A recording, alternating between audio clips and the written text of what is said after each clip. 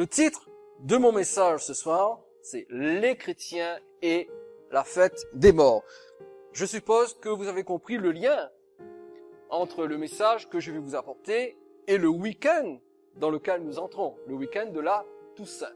Le 1er novembre, mardi prochain, c'est la Toussaint. Est-ce que vous le savez? Alors, la Toussaint, qu'est-ce que c'est? C'est la fête de tous les saints. Connaissez-vous l'origine de la Toussaint? Origine très ancienne. Elle remonte au IVe siècle. Elle a d'abord été instituée pour commémorer les martyrs qui avaient donné leur vie pour leur foi. Mais par la suite, cette commémoration s'est étendue à tous les saints. Et lorsque je dis saints, je parle de saints d'un point de vue catholique romain, c'est-à-dire tous ceux et celles que l'Église catholique romaine a officiellement déclarés comme saints en raison de leur vie exemplaire. Et vous savez que dans la tradition catholique romaine, quelqu'un n'est déclaré saint ou sainte que par voie de canonisation. Juste après la Toussaint, qui se déroule le 1er novembre, juste après, qu'est-ce qu'il y a? La fête des morts ou la fête des défunts. Ici à La Réunion, nous appelons ça la fête des morts. Connaissez-vous l'origine de la fête des morts? Elle est un peu plus tardive. Si la fête de la Toussaint remonte au IVe siècle, la fête des défunts ou la fête des morts remonte au Xe siècle, plus exactement en l'an de grâce 998. Et c'est à cette époque que l'on a commencé à commémorer non pas seulement les martyrs ou les saints, mais en fait tous les défunts. Comment est-ce qu'on les commémore? Tout simplement en priant pour eux le 2 novembre, le lendemain de la Toussaint.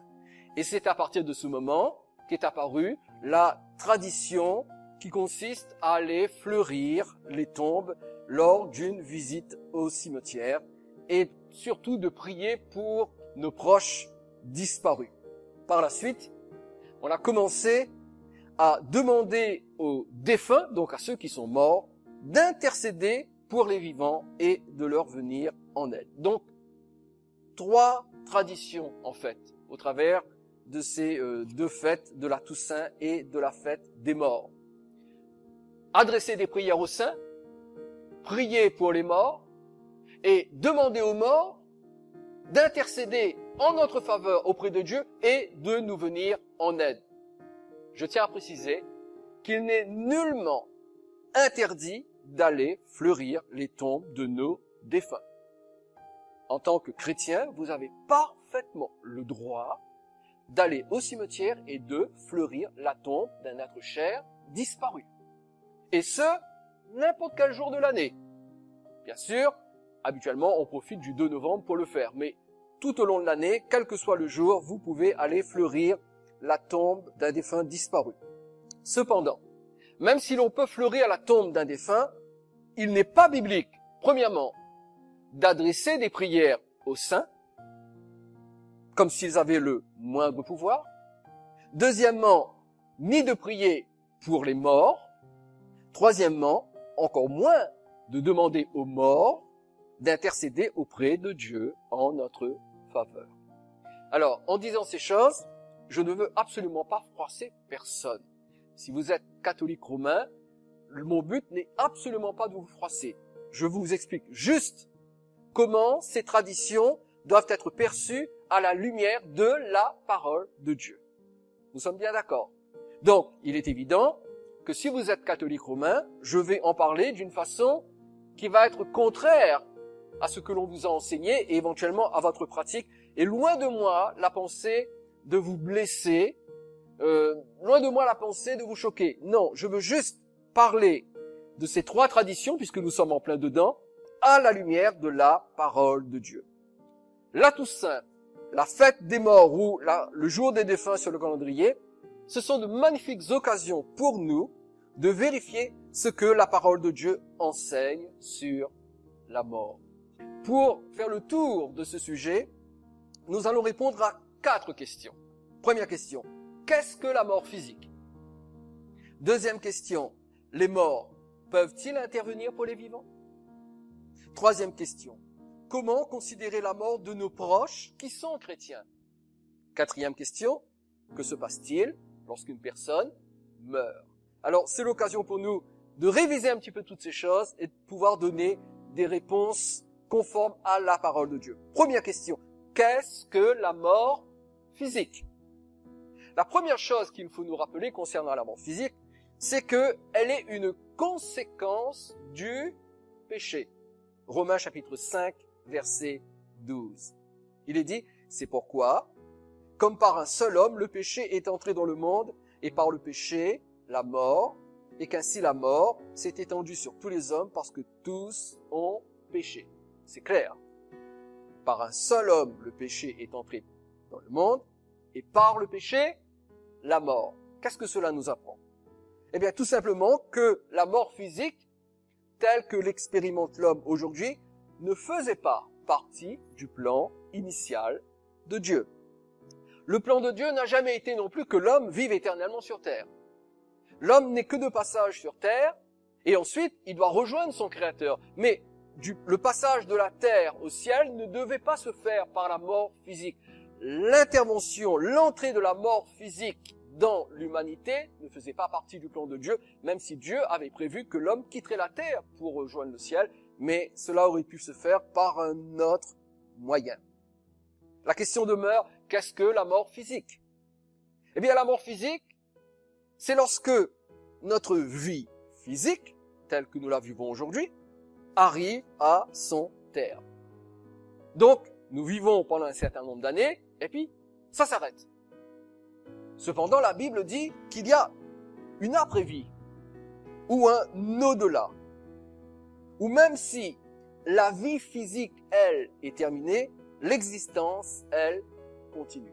Il faut faire la différence entre l'existence et la vie physique. La vie physique s'arrête à la mort physique, mais l'existence, elle, continue. En d'autres mots, la mort physique n'est pas la fin de tout. La mort physique n'est qu'une transition vers un mode d'existence différente. Lorsque je meurs physiquement, je continue d'exister, mais sur un autre mode. Comment savons-nous qu'il y a autre chose après la mort? Qu'est-il écrit dans l'Épître aux Hébreux au chapitre 9 et au verset 27? Ce verset très simple. Hébreux 9, 27 dit « Et comme il est réservé aux hommes de mourir une seule fois, après quoi? Vient le jugement. » Si la mort était la fin de tout, pourquoi y aurait-il un jugement après? Si l'extinction était totale à la mort physique de l'individu, pourquoi la Bible parlerait-elle d'un jugement après? Ce qui implique une activité au-delà de la mort, parce que l'être humain meurt, mais il n'y a pas une extinction totale, puisque après la mort physique, l'être humain doit faire face à un jugement. Or, s'il y avait extinction de tout, il ne pourrait pas faire face à un jugement. Donc, ce verset prouve, c'est une des preuves, il y en a beaucoup d'autres, c'est une des preuves de la Bible, qu'il y a une continuité de l'existence après la mort physique. Quelque chose d'important également à savoir, c'est que pour nous chrétiens, la mort, malgré son aspect effrayant, dramatique, douloureux, la mort n'est pas une punition de Dieu. Pourquoi? Parce qu'en ce qui concerne la punition, quelqu'un l'a déjà subi pour nous. Si je vous demande son nom, vous pouvez me le donner? Bien sûr, Romains chapitre 8, verset 1 déclare « Il n'y a donc plus de condamnation pour ceux qui sont en Jésus-Christ. » Maintenant, en Jésus, quand je suis uni à Jésus, quand j'entre dans une relation vivante avec Jésus, il n'y a plus de condamnation pour moi. Donc la mort n'est pas une punition de Dieu parce que Jésus l'a subi à la croix.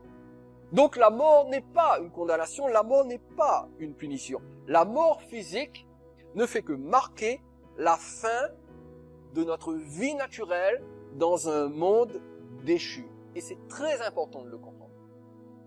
Voyez-vous, quand Jésus est mort à Golgotha, Jésus a acquis pour nous une somme incroyable de bénédictions. Cependant, dans sa sagesse infinie, incompréhensible, Dieu applique ces bénédictions dans notre vie de façon progressive. L'application des bénédictions de Dieu, l'expérience des bénédictions de Dieu dans notre vie va se faire d'une manière progressive. C'est pour cela que Paul dit dans 1 Corinthiens chapitre 15 verset 26, le dernier ennemi qui sera détruit, c'est la mort. Tout d'abord, la mort est un ennemi. C'est un des ennemis de l'humanité. Il y en a d'autres. Le diable est aussi un ennemi de l'humanité. La maladie est un ennemi de l'humanité. Le péché est un ennemi de l'humanité. Nous sommes bien d'accord. Et Dieu, au fur et à mesure, va détruire chacun de ses ennemis. C'est une application progressive du salut. Mais notez bien, le dernier ennemi, le dernier qui sera détruit, c'est quoi? C'est la mort. C'est la raison pour laquelle, aujourd'hui, vous et moi, en tant que chrétiens rachetés par le sang de Jésus, nous continuons de mourir physiquement. Parce que, à l'heure actuelle, la mort n'a pas été détruite. Elle ne le sera que plus tard. C'est le dernier ennemi qui sera détruit. Dieu, depuis la mort de Jésus, n'a pas fait disparaître tout le mal de la terre en même temps. Mais Dieu attend le jugement dernier et la création des nouveaux cieux et de la nouvelle terre pour compléter l'application des bénéfices acquis par la rédemption de Jésus. La mort physique, elle est de toute façon inévitable. La seule façon d'éviter la mort physique aujourd'hui, c'est que Jésus revienne. Si Jésus revient pour enlever l'Église, la Bible dit que ceux qui sont vivants seront enlevés immédiatement dans les airs à la rencontre du Seigneur. C'est la seule façon pour nous d'échapper à la mort. Mais tant que Jésus ne revient pas enlever l'Église, la mort physique est inévitable. Pourquoi? Parce que nous vivons dans un monde déchu. Mais ce n'est pas une punition divine, ni pour les chrétiens, ni pour les non-chrétiens. C'est juste une conséquence du péché. Cependant, ne l'oubliez pas, pour nous chrétiens, la mort, c'est un passage vers un monde meilleur. Pour ceux qui sont en Jésus-Christ, la mort, aussi dramatique, aussi douloureuse soit-elle, est un passage vers un monde meilleur. Et je parle ici de la mort physique. Nous avons répondu à notre première question. Notre deuxième question, elle est un petit peu plus piquante. Les morts peuvent-ils intervenir pour les vivants? Alors c'est assez délicat comme question, parce que pour répondre à cette question, je vais faire face à différentes traditions, à différentes conceptions de la vie. Je ne sais pas comment vous avez été élevé, je ne sais pas à quoi vous avez été exposé, je ne sais pas ce que vous a enseigné, ce que vous avez cru, ce que vous avez pratiqué. En tout cas, une chose est sûre, c'est que nous vivons dans un pays où la croyance dans l'intervention des morts occupe une large place dans le cœur des Réunionnais et des Réunionnaises. La réponse à cette question, à savoir les morts peuvent-ils intervenir pour les vivants? La réponse à cette question concerne directement le culte des saints, parce qu'un saint, c'est quelqu'un qui a une vie exemplaire, mais qui est mort. D'accord? Premièrement, la question concerne directement le culte des saints et la demande d'intercession des morts en notre faveur. Je connais beaucoup de gens, enfin beaucoup, j'en ai connu plusieurs en tout cas, qui m'ont dit, eh bien que depuis que j'ai adressé telle ou telle prière à mon papa, qui est décédé, à ma maman qui est morte, à mon grand-père, à mon grand-oncle, j'ai vu des choses s'arranger dans ma vie. Et parce qu'il y a eu des résultats, parce que les choses ont changé, ces personnes croient dur comme fer que leur mère ou leur grand-mère ou leur grand-oncle décédé entendent leur prière et exaucent leur prière. Et vous allez voir, je vais vous le montrer, que c'est pas du tout cela. Sur ce sujet, j'aimerais relever 3 choses avec vous. Et encore une fois, je tiens à préciser, je ne dis pas ces choses pour vous blesser d'une quelconque manière que ce soit. Je dis ces choses parce que nous parlons d'un sujet important et je le dis à la lumière de la parole de Dieu. Si, pour X raisons, vous voulez continuer de croire que les morts interviennent pour les vivants, libre à vous. Vous comprenez? Libre à vous. Je ne suis pas en train de vous juger. Je suis juste en train de vous donner une réponse à la lumière des Saintes Écritures. 3 choses que nous pouvons relever sur ce sujet important. Les morts peuvent-ils intervenir pour les vivants? Premièrement, la Bible dit que aucun contact n'est possible entre ceux qui sont déjà morts et ceux qui sont vivants. Aucun contact n'est possible. Cela est confirmé par Luc, chapitre 19, verset 26. Il s'agit de l'histoire du pauvre Lazare et du riche qui sont tous les deux décédés, qui se sont retrouvés l'un dans le séjour des morts, l'autre dans le sein d'Abraham qui correspond au paradis. Et celui qui était dans le séjour des morts, le riche, eh bien, s'est rendu compte qu'il n'avait pas fait le bon choix de son vivant. Et il a demandé à Abraham d'envoyer Lazare prévenir les autres membres de sa famille qui n'étaient pas encore morts, donc qui étaient encore dans le monde des vivants, d'envoyer Lazare les prévenir pour qu'ils se repentent, qu'ils se convertissent, qu'ils mettent de l'ordre dans leur vie, qu'ils marchent pieusement avec Dieu, afin de ne pas venir le rejoindre dans le séjour des morts qui correspond à l'enfer. Et qu'est-ce qu'Abraham lui répond? Luc chapitre 16, verset 26, Abraham lui dit, « Il y a entre nous et vous un grand abîme, afin que ceux qui voudraient passer d'ici vers vous ou de là vers nous ne puissent le faire. » En d'autres termes, il y a entre le monde des vivants et le monde des morts un abîme infranchissable. Ce qui veut dire qu'aucun contact, écoutez bien, c'est très important ce que je vous dis là, aucun contact n'est possible entre le monde des vivants et le monde des morts. Et Dieu ne va faire aucune exception à cette règle. Il y a quelque chose que nous avons tendance à oublier. Nous avons tendance à oublier que Dieu est le maître souverain. Et que quand il a dit quelque chose, il l'applique. Aucune de nos traditions, aucune de nos croyances, aucune de nos envies, aucune de nos préférences ne vont changer la décision de Dieu. Et Dieu a décidé qu'il n'y aura aucun contact entre le monde des morts et le monde des vivants. Et quoi que nous croyions, quoi que nous fassions, ça ne va rien changer à la chose. Aucun contact n'est possible entre ceux qui sont morts et ceux qui sont vivants. En d'autres termes, aucun contact n'est possible, écoutez bien, aucun contact n'est possible entre vous et Saint-Expédie. Aucun contact n'est possible entre vous et Saint Jérôme. Aucun contact n'est possible entre vous et Sainte Mère Teresa. Aucun. Aucun, absolument aucun. Deuxième vérité. La Bible interdit que l'on tente d'établir ce contact par différents moyens. Non seulement il n'est pas possible, mais la Bible même interdit de l'établir. Regardez Deutéronome chapitre 18, versets 10 à 12. Deutéronome chapitre 18. Dieu dit aux membres du peuple d'Israël qu'on ne trouve chez toi personne qui fasse passer son fils ou sa fille par le feu. Personne qui exerce le métier de devin, d'astrologue, d'augure, de magicien. D'augure et de magicien, verset 11. D'enchanteur. Personne qui consulte ceux qui évoquent les esprits ou disent la bonne aventure. Regardez bien la fin du verset 11. Personne qui interroge les morts. Personne qui interroge les morts. Car quiconque fait ces choses est en abomination à l'Éternel. Écoutez bien. Dieu dit que personne n'interroge les morts. Le verbe interroger ici signifie demander, réclamer, avoir recours. Quand la Bible dit que personne n'interroge les morts, cette phrase peut se traduire de la façon suivante, que personne ne demande quoi que ce soit aux morts. Que personne ne réclame quoi que ce soit aux morts. Que personne n'ait recours aux morts. Pourquoi? Parce qu'aux yeux de Dieu, c'est une abomination. Mais que veut dire ce verset, en fait? Eh bien, ce verset veut dire que quand vous adressez votre prière à un saint, Saint-Expédie, pour la petite histoire, Saint-Expédie est un saint qui est vénéré surtout en Amérique latine et beaucoup à La Réunion. Or, il y a de fortes probabilités, 99,9% de chances que cet homme n'a jamais existé.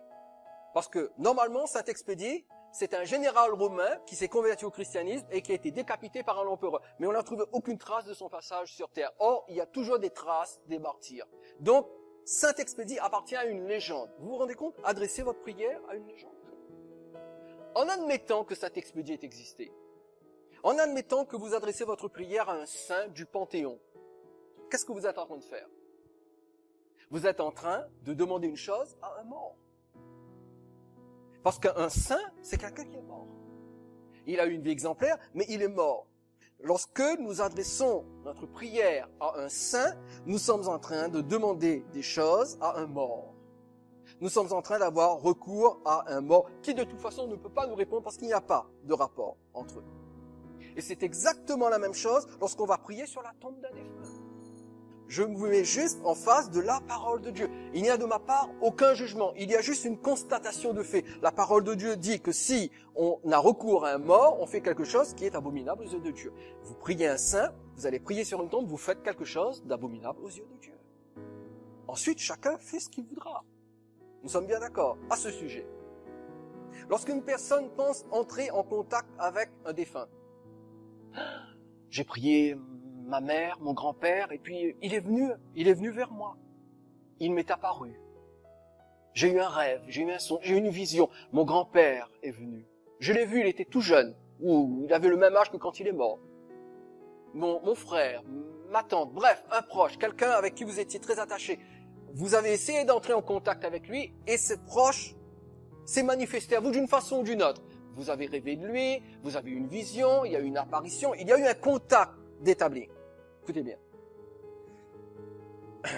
Lorsque vous pensez entrer en contact avec un défunt, en réalité, vous établissez un contact avec une entité démoniaque qui peut donner des informations sur un mort, se faisant passer pour lui. Et cette entité démoniaque qui va se faire passer pour votre mère ou votre père ou votre grand-oncle ou un proche qui est décédé, la Bible lui donne un nom. La Bible lui donne le nom de esprit d'un mort.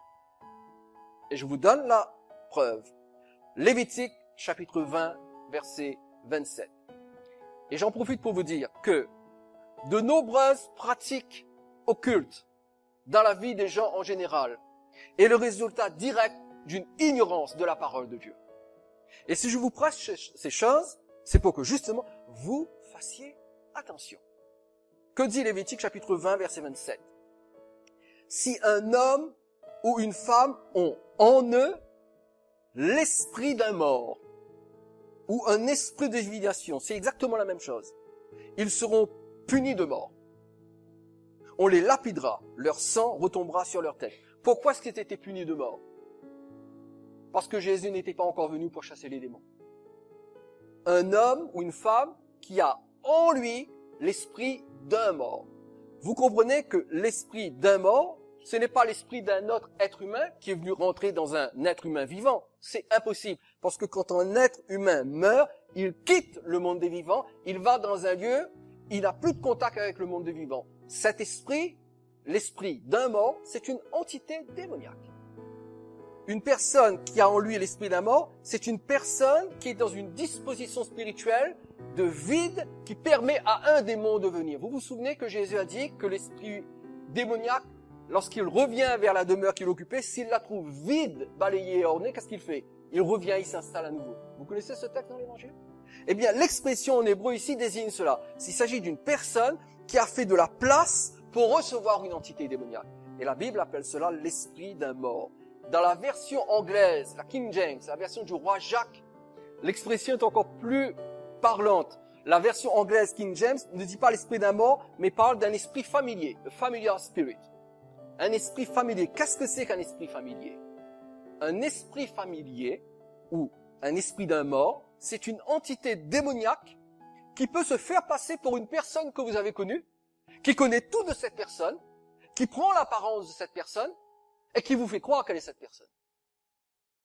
C'est la raison pour laquelle, quand une personne, un individu dit « Mon grand-oncle m'est apparu, ma mère m'est apparue, mon frère m'est apparu, ma grand-mère m'est apparue, et elle m'a donné des informations qu'elle seule connaissait. » C'était pas ni votre grand-mère, ni votre grand-oncle. C'était un esprit mauvais, que la Bible nomme esprit familier, ou esprit d'un mort, qui connaissait bien la personne décédée, qui connaissait tout sur elle.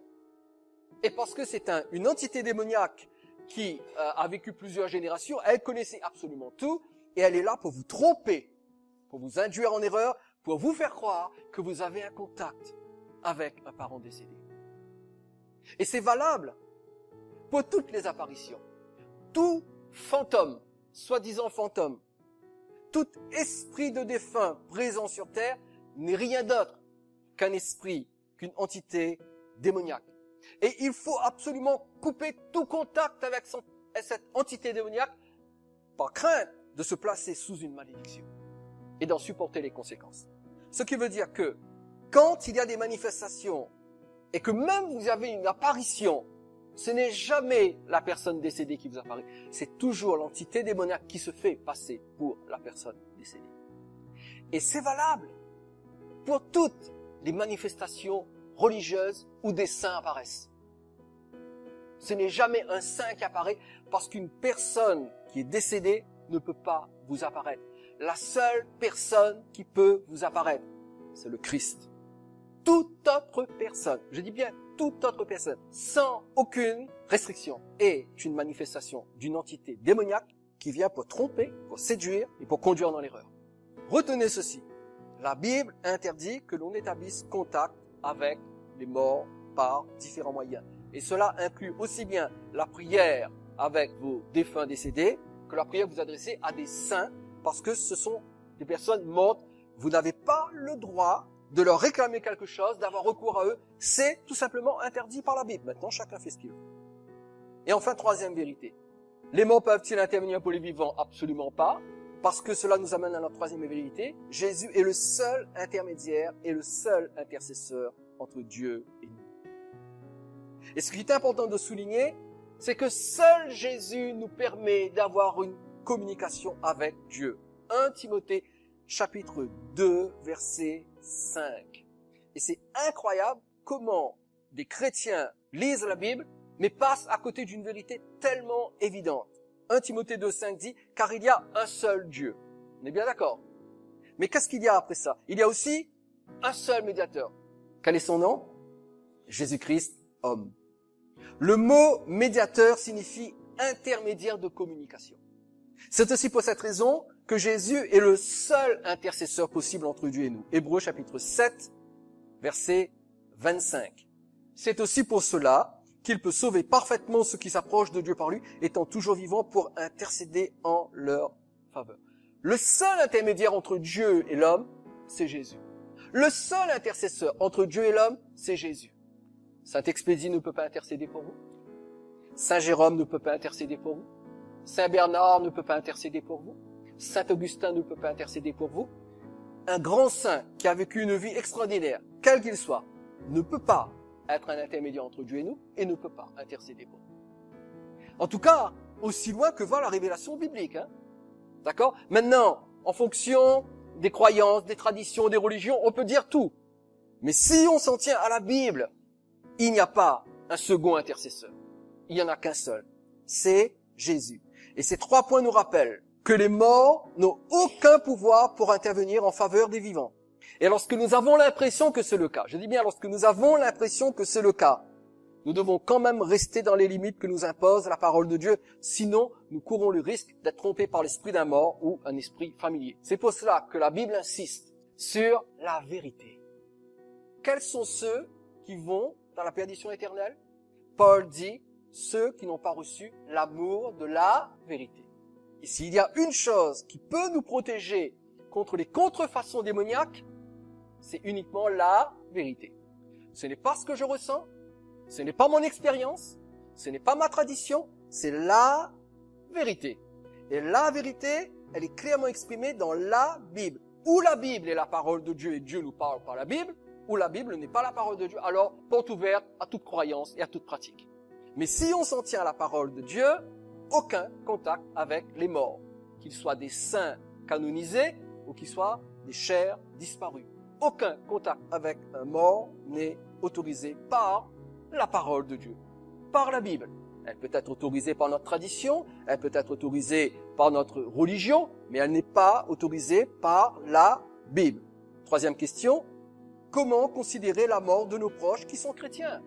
S'il n'est pas interdit de fleurir la tombe d'un proche, cependant, faites très attention, les morts ne sont pas là, ils ne sont plus là. Quand vous allez au cimetière fleurir la tombe de votre maman et vous en avez le droit, rappelez-vous juste ceci en tant que chrétien. Votre maman décédée qui a été enterrée là, elle n'est plus là. Son esprit est de l'autre côté. Son corps s'est désintégré. Elle n'est plus là. Mais vous avez le droit d'aller fleurir sa tombe. En plus, souvenez-vous que nous n'avons pas le droit d'adresser nos prières à des morts, même si c'était des chrétiens. Où sont nos proches décédés? Surtout s'ils étaient chrétiens. La Bible dit dans Philippiens chapitre 1 verset 23 qu'ils sont avec le Seigneur. Philippiens chapitre 1, versets 21 à 23, « Car Christ est ma vie et la mort m'est un gain. Mais s'il est utile pour mon œuvre que je vive dans la chair, je ne saurais dire ce que je dois préférer. » Verset 23, « Je suis pressé des deux côtés, j'ai le désir de m'en aller et d'être avec Christ. » Où sont nos proches chrétiens qui sont décédés? Ils sont partis avec Christ. Et l'apôtre Paul dit, mourir c'est un gain. Le gain dont parle l'apôtre Paul, c'est se retrouver avec Christ une fois qu'on a quitté la terre. Alors, bien évidemment, la perte d'un proche, même si en tant que chrétien, il est allé rejoindre le Seigneur, va occasionner chez nous de la tristesse, de la douleur. C'est normal, c'est un deuil. Qu'est-ce que c'est un deuil? C'est une perte. Et il est normal de souffrir et d'être triste lorsque un de nos proches nous quitte. Il y a des chrétiens qui disent, tu es un croyant, tu es un chrétien, ton père est mort, ton enfant est mort, tu ne dois pas pleurer parce que tu es un chrétien. Et dans la Bible, nous avons des exemples de personnes qui pleurent lorsqu'un chrétien meurt. Actes chapitre 8, verset 2. Il n'y a absolument aucun mal à exprimer notre chagrin devant la perte d'un proche, même d'un proche chrétien. Acte 8, 2, la Bible nous dit, des hommes pieux ensevelirent Étienne et le pleurèrent à grand bruit. Qui était Étienne? Vous le savez? Le premier martyr chrétien. Il a été lapidé, il est mort. Des hommes pieux, c'est-à-dire d'autres chrétiens, sont venus récupérer son corps, l'ont enterré. Et qu'est-ce qu'ils ont fait? Ils ont pleuré à grand bruit. C'est normal. Cependant, 1 Thessaloniciens chapitre 4 verset 13, l'apôtre Paul dit, « Nous ne voulons pas, frères, que vous soyez dans l'ignorance au sujet de ceux qui dorment, afin que vous ne vous affligiez pas comme les autres qui n'ont point d'espérance. » En d'autres mots, Paul n'interdit pas aux croyants de pleurer la mort d'un proche. C'est normal de pleurer la mort d'un proche. Mais il leur rappelle juste qu'ils n'ont pas besoin de tomber dans le désespoir comme ceux qui n'ont pas d'espérance. Parce qu'en tant que chrétiens, nous avons une espérance. C'est que nos proches en Christ sont allés auprès du Seigneur. Alors oui, c'est normal de pleurer.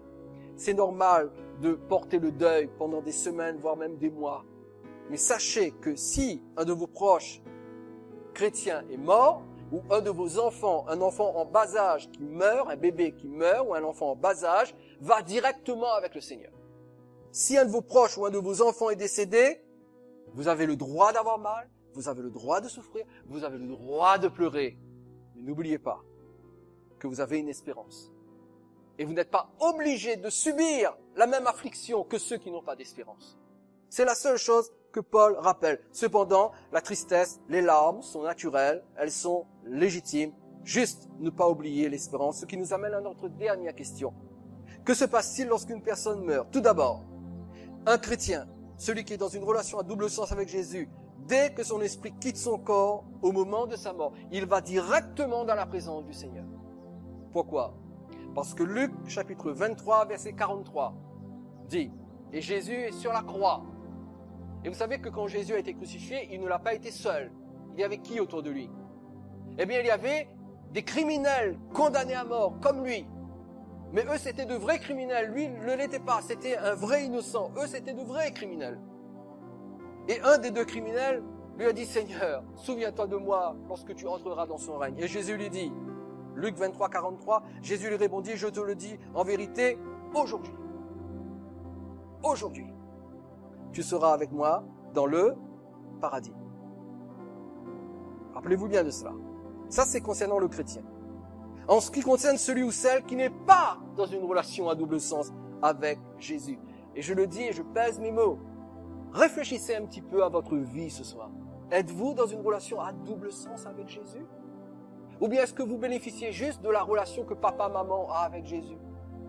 Ou que votre mari a avec Jésus, ou votre femme? Mais vous, réellement, non, pas tellement. Moi, je viens un petit peu à l'église, mais bon. Vous savez, venir à l'église, c'est pas ça qui compte. C'est la relation à double sens avec Jésus. Ceux qui ne sont pas dans une relation à double sens avec Jésus, lorsqu'ils meurent, leur esprit va dans le séjour des morts, loin de la présence du Seigneur. Luc chapitre 16, versets 22 et 23. Dans le séjour, alors le pauvre mourut et fut porté par les anges auprès d'Abraham. Le riche mourut aussi et fut enterré. Verset 23. Dans le séjour des morts, en proie à une grande souffrance. Les gens disent, « Oh, mais quand on meurt, tout est fini. » C'est fini. Non, c'est pas fini. C'est juste un passage. Et là, ce riche, c'est l'image de celui qui n'a pas une relation à double sens avec Jésus. Il meurt, où va-t-il?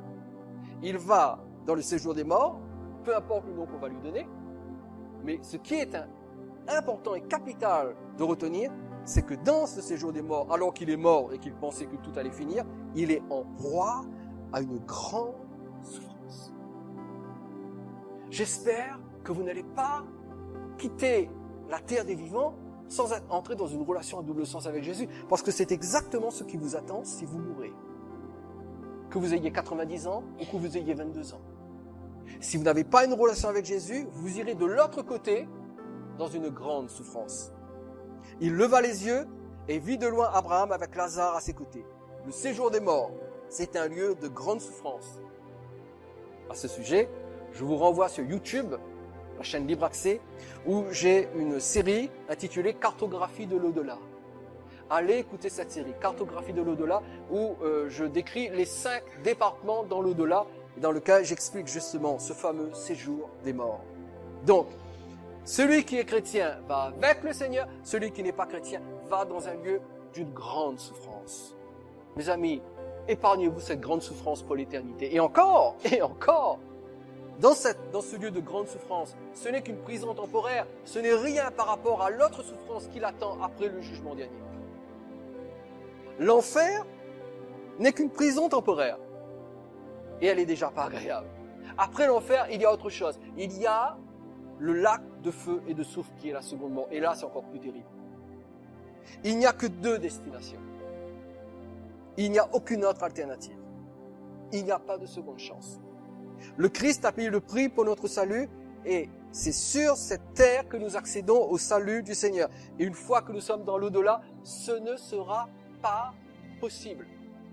Donc, toute demande de prière et d'intercession pour les âmes, pour les défunts qui sont allés dans l'au-delà est strictement inutile parce qu'il est permis aux hommes de mourir une seule fois, après quoi vient le jugement.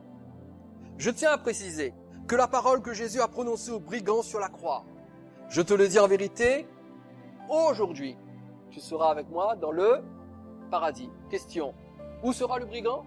Dans le paradis. Quand? Aujourd'hui. Aujourd'hui, paradis. Aujourd'hui, paradis. C'est-à-dire, tu meurs immédiatement. Immédiatement, tu meurs. Tu viens dans le paradis avec moi. Et cette parole de Jésus prouve qu'il n'y a pas de purgatoire. La notion de purgatoire ne se trouve pas dans la Bible.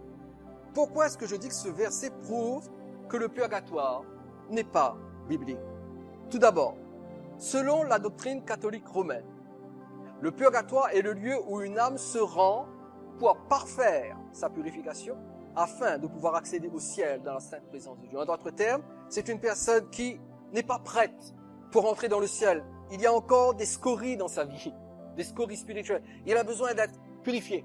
Et donc, il va passer un certain temps au purgatoire pour le purifier, pour le préparer. Et lorsqu'il sera prêt, il pourra accéder au ciel dans la présence de Dieu. S'il y a quelqu'un qui avait besoin de compléter sa purification après une vie de crime et de péché notoire, c'est bien ce criminel exécuté en même temps que Jésus. Et pourtant, si le purgatoire était une réalité, Jésus lui aurait dit, mais qu'est-ce que Jésus lui dit? Jésus lui dit, aujourd'hui, tu seras avec moi dans le paradis. En d'autres termes, pas de période probatoire. Du moment que tu crois en moi, aujourd'hui, tu seras avec moi dans le paradis. Pas la peine de passer par une phase de purification préalable. La parole de Jésus, fondée sur son œuvre expiatoire, était suffisante pour que le brigand ait accès au ciel ce même jour. D'autant plus que, quand nous disons qu'une âme doit aller au purgatoire pour se purifier avant d'accéder au ciel, qu'est-ce que nous sommes en train de dire? Nous sommes en train de dire que le sacrifice de Jésus n'était pas suffisant. Que le sacrifice de Jésus était incomplet. La foi, la croyance dans le purgatoire est une négation de l'œuvre de la croix. Vous allez me dire, mais non, je crois dans la croix, mais en même temps, si tu crois dans l'œuvre de la croix, mais que tu crois qu'il y a un purgatoire qui continue de purifier les pécheurs pour qu'ils aillent au ciel, tu es en train de dire que l'œuvre de la croix n'était pas suffisante. Que le don de Dieu n'était pas suffisant.